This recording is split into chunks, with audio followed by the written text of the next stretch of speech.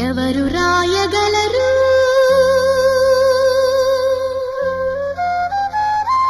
అమ్మాను మాట కన్న కమ్మని కావ్యం ఎవరు పాడగలరు